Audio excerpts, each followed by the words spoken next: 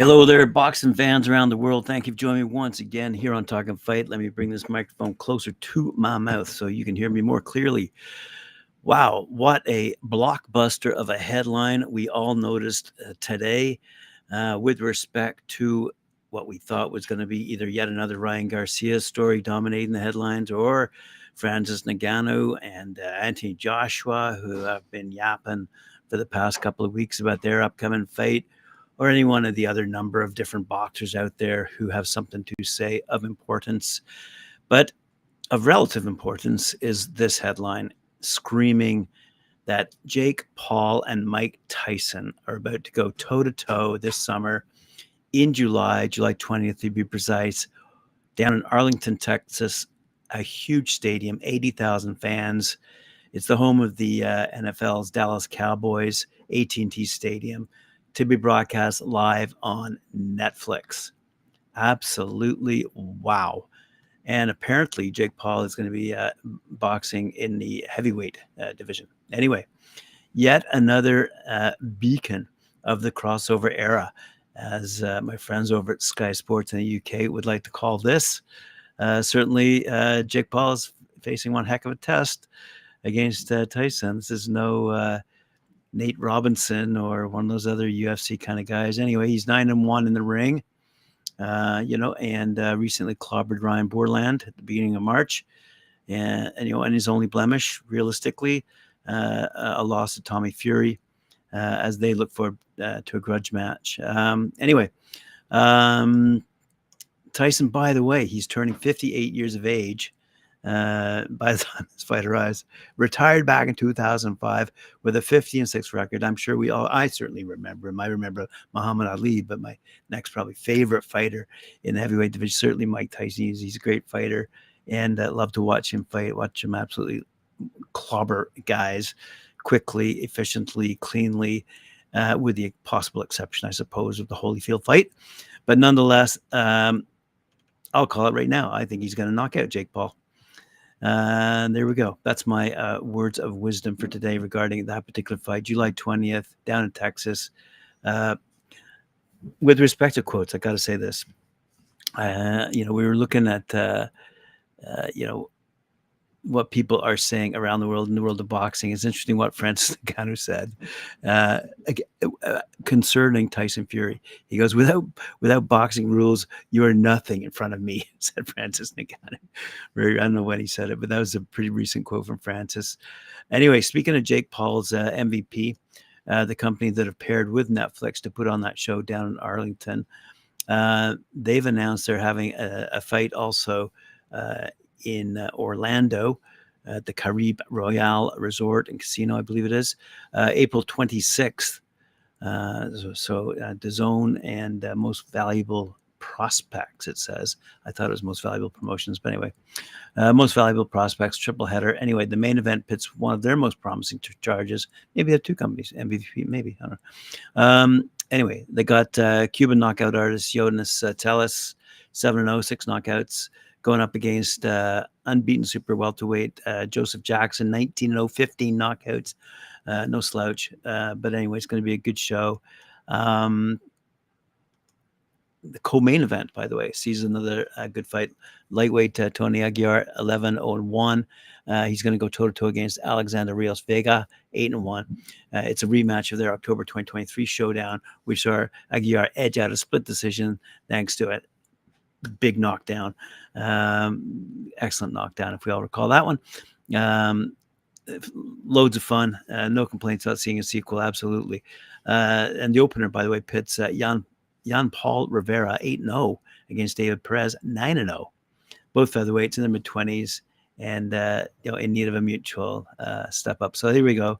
So some good fighting to be had, courtesy of MVP and Jake Paul, and as well as his own blockbuster announcement today that he'll be fighting Mike Tyson, of all people. I never would have thought those two would have been in the ring together, but Mike Tyson certainly looks to clobber, actually, Jake Paul. He said something to the effect that Jake Paul had his first boxing match on the undercard when Mike Tyson fought Roy Jones Jr. a while back, maybe 4 years ago, I think.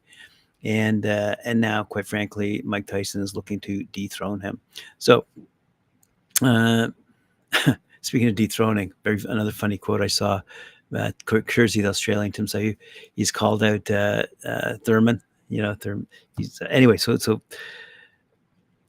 he said, "You've been on vacation for the past 5 years," because he hasn't been in the ring for a while. I just thought it was a funny quote. All right, let me get back to what I was talking about. Okay, Anthony Joshua going up against Alexander Usyk pretty soon. But before that all happens, and what I thought would be dominating at the headlines would be the upcoming Anthony Joshua Francis Ngannou fight.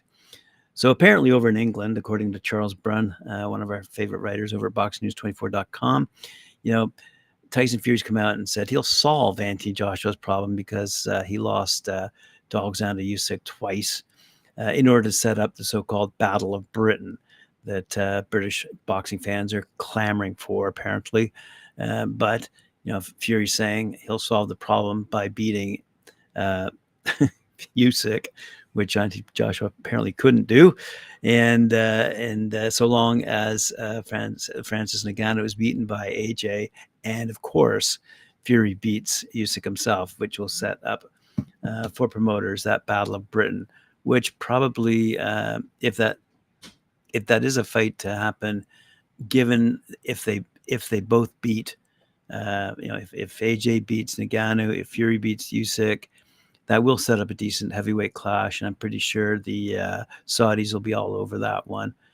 But if, as some pundits predict, Fury, quite frankly, could lose to Usyk, he certainly could have lost to Ngannou, and if Joshua loses to Ngannou, which certainly he could do as well, then would it be really worth hosting the Battle of Britain if those two are now in the loser category, aging and quite frankly on their way out? It's interesting. I think Joshua said recently he's on the way up, not on the way out.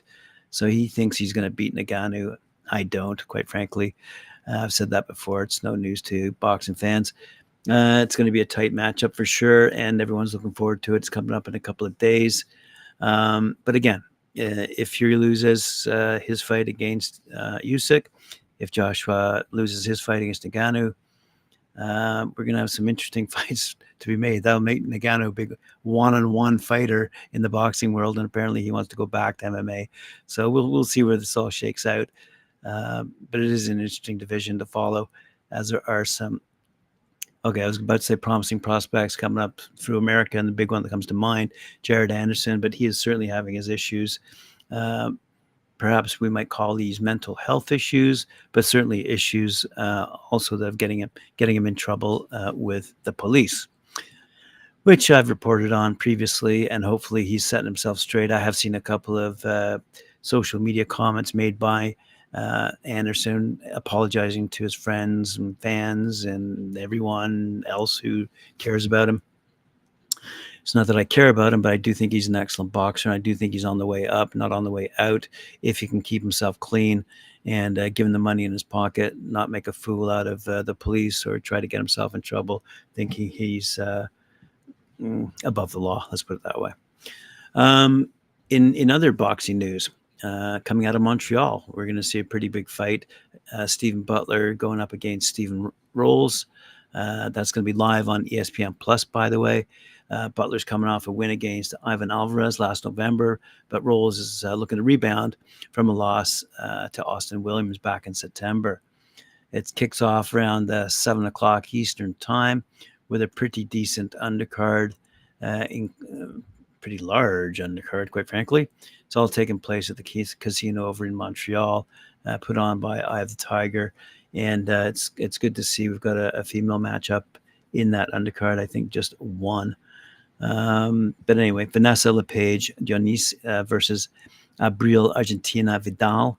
And they're going to be fighting for the vacant WBC women's heavyweight title. So let's stay tuned and see what the result is out of that particular fight, because that will lead to a decent clash in that division. Let's have a quick see if anyone else is making mention of that particular fight. It's pretty, there aren't too many people reporting on women in the ring, and it's kind of too bad that the people out of Montreal which we are seeing a lot of great fights and a lot of women rising through the ranks by fighting professionally in Montreal, but not a lot of press releases that I'm noticing and or stories being reported on websites. I'd certainly like to see more. How about you? Would you like to see more as well? I'd like to see more news from the women in the ring. They're certainly doing their best to grab headlines other than posing at the weigh-ins in their bikinis, etc. Former WBO number one welterweight contender Alexis Roca, 23-2, 50 knockouts, will take on Frederick General Akunka Lawson, 30-4, in the co-feature for the clash between WBA cruiserweight champion Arsene Feroz Guillerminina, 27-0, and Gilberto Zurdo Ramirez, 45-1. Has taken place on March 30th at the YouTube Theater in Hollywood Park, Inglewood, California, to be broadcast on DAZN. Said Roca, first and foremost, I want to thank Golden Boy Promotions, my fans, my entire team for the constant support. As we all know, he's coming off an upset KO loss to Giovanni Santillan in October. My last fight did not go the way that I expected it to. I let a lot of people down, including myself. The next stage of my career is revenge. That is when I become everything I know I was meant to be in the sport. The pain I feel from my last loss will be the pain every opponent feels moving forward. That is courtesy of Alexis Roca, 23-2. Okay, he's taking on Frederick Lawson next down in California. All right, let's have a quick look here at the upcoming fight. On the undercard, some sad news out of the undercard taking place in Saudi Arabia, featuring Anthony Joshua and Francis Ngannou, the fight I mentioned earlier. Unfortunately, Kevin Lerena, who is taking on Justice Huni, is now mourning the death of his mother, who just recently passed away. It's sad news for sure for the boxing world. I mean, that's got to be weighing on him quite heavily. He's a good fighter out of South Africa, as we all know. We've been following his career for a while. He had this to say. Today, I lost the strongest woman I've ever known. My mom fought tirelessly as a single mom to raise us, and her strength and determination will forever inspire me. Even in her final moments, she fought until the very end. She fought with all her might.